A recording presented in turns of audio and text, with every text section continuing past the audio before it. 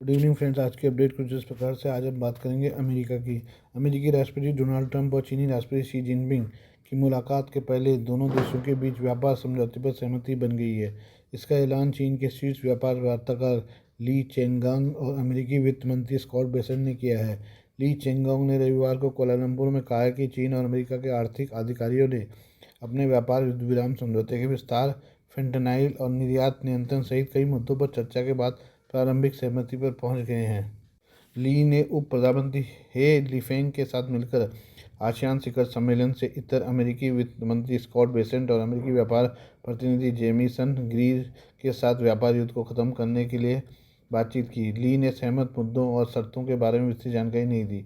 इस वार्ता का उद्देश्य डोनाल्ड ट्रंप द्वारा 1 नवंबर से चीनी वस्तुओं पर नए 100% टैरिफ लगाने की धमकी के बाद तनाव कम करना है, जो बीजिंग द्वारा दुर्लभ मृदा पदार्थों और प्रमुख विनिर्माण इनपुट पर निर्यात नियंत्रण बढ़ाने के जवाब में है। अमेरिकी वित्त मंत्री स्कॉट बेसेंट ने स्पष्ट किया कि व्हाइट हाउस ट्रंप और चीनी राष्ट्रपति शी जिनपिंग की दक्षिण कोरिया में मुलाकात के बाद तक नए टैरिफ लगाने में देरी कर सकता है, ताकि उन्हें व्यापार विवाद से संबंधित मुद्दों को सुलझाने का समय मिल सके।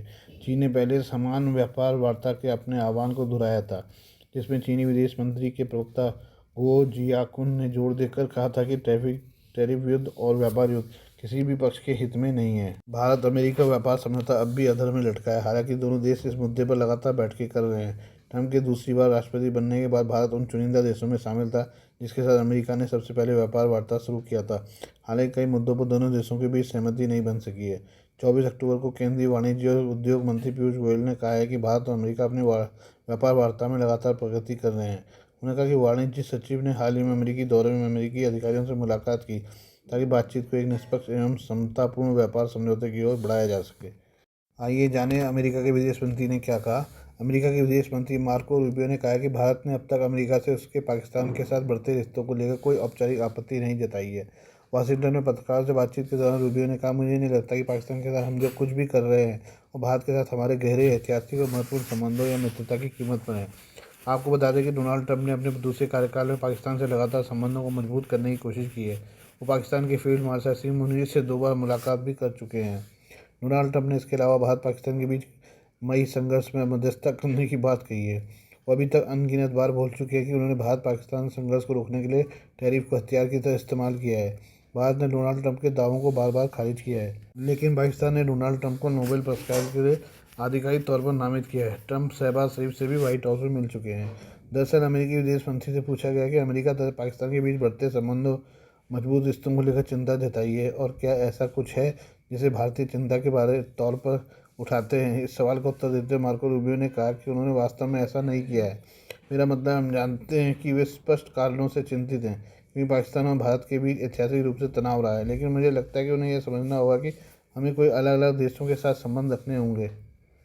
उन्होंने आगे कहा कि हम पाकिस्तान के साथ अपने रणनीतिक संबंधों को बढ़ाने का एक अवसर देखते हैं और मुझे लगता है यह काम हमारा है यह पता लगाने की कोशिश करना कि हम कितने देशों के साथ साझा हितों के मुद्दों पर काम कर सकते हैं। इसलिए मुझे लगता है कि कूटनीति और उस तरह के मामलों में भारतीय बहुत परिपक्व हैं। देखिए, उनके कुछ ऐसे देशों के साथ संबंध हैं जिनके साथ हमारे संबंध नहीं है, इसलिए यह एक परिपक्व व्यवहारिक विदेश नीति का हिस्सा है। मुझे नहीं लगता कि पाकिस्तान के साथ हम जो कुछ भी कर रहे हैं वो भारत के साथ हमारे रिश्ते या मित्रता की कीमत पर है, जो कि गहरे ऐतिहासिक और महत्वपूर्ण है। यानी मार्को रूबियो ने इशारों में रूस को लेकर भारत पर निशाना साधा है, क्योंकि भारत के रूस के साथ काफ़ी मजबूत संबंध हैं, लेकिन अमेरिका और रूस के रिश्ते दशकों से खराब रहे हैं। ये हम बात करते हैं इसराइल की। इसराइल ने सैन्य रूप से भले ही गाज़ा का युद्ध जीत लिया हो, लेकिन हमास को ख़त्म करने में वो नामुमकिन रहा है।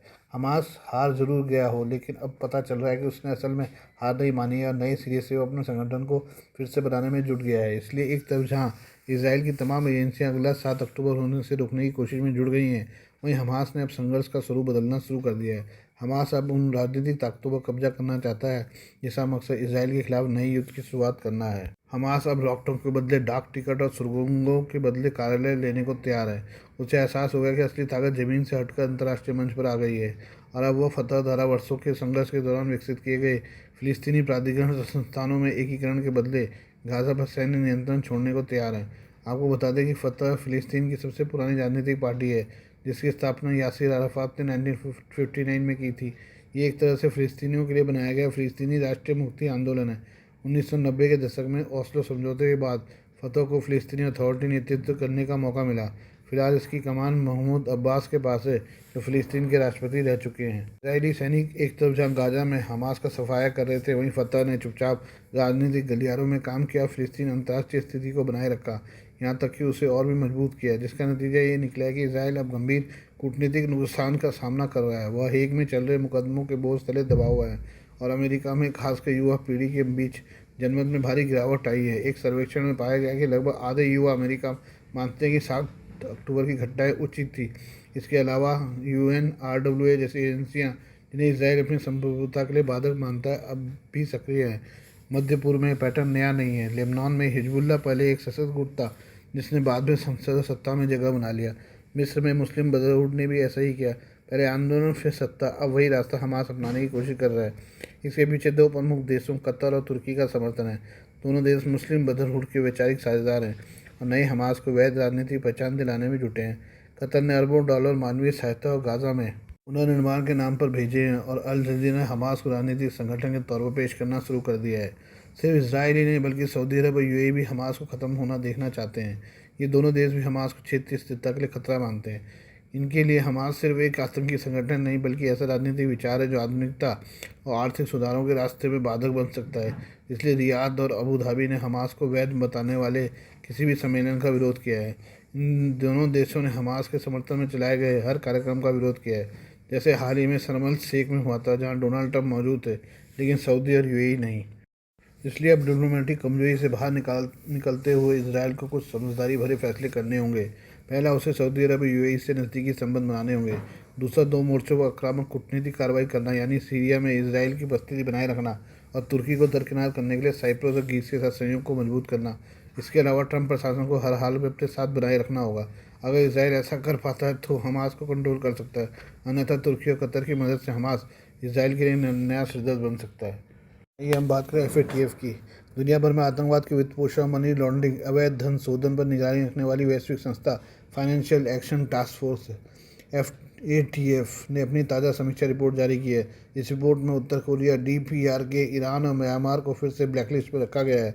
वहीं नेपाल समेत 18 देशों को ग्रे लिस्ट में बनाए रखा गया है। FATF ने कहा है कि इन 3 देशों की एंटी मनी लॉन्ड्रिंग और काउंटर टेररिस्ट फाइनेंसिंग व्यवस्था में गंभीर कमियां हैं। ये देश लगातार अपने वादे पूरे नहीं कर पाए हैं और इससे अंतर्राष्ट्रीय वित्तीय प्रणाली को जोखिम बना हुआ है। बता दें कि म्यांमार को अक्टूबर 2022 में ब्लैक लिस्ट में डाला गया था। देश अब तक अपनी एक्शन प्लान के ज़्यादातर बिंदुओं पर प्रगति नहीं कर पाया है। FATF ने चेतावनी दी है कि अगर अक्टूबर 2025 तक सुधार नहीं हुए तो और कड़े कदम उठा जा सकते हैं।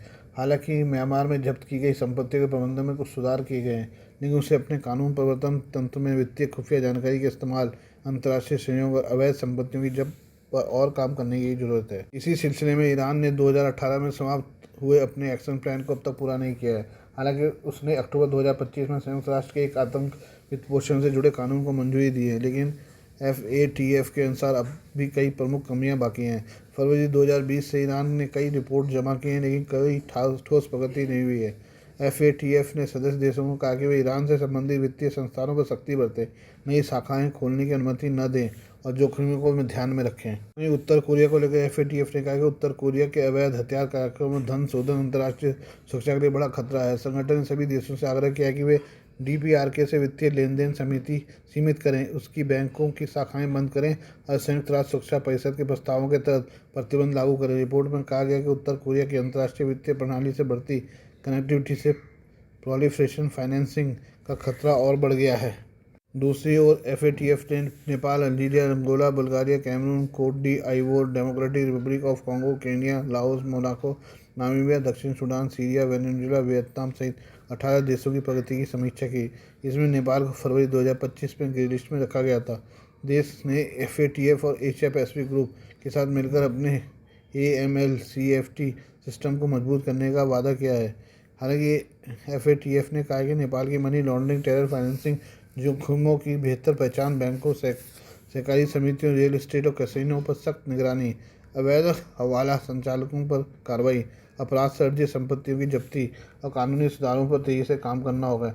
यदि नेपाल 2 वर्षों के भीतर सुधार नहीं करता तो उसे अंतर्राष्ट्रीय वित्तीय प्रतिबंधों का सामना करना पड़ सकता है। Please do like, share and subscribe this channel of my news, views and analysis by Prakash.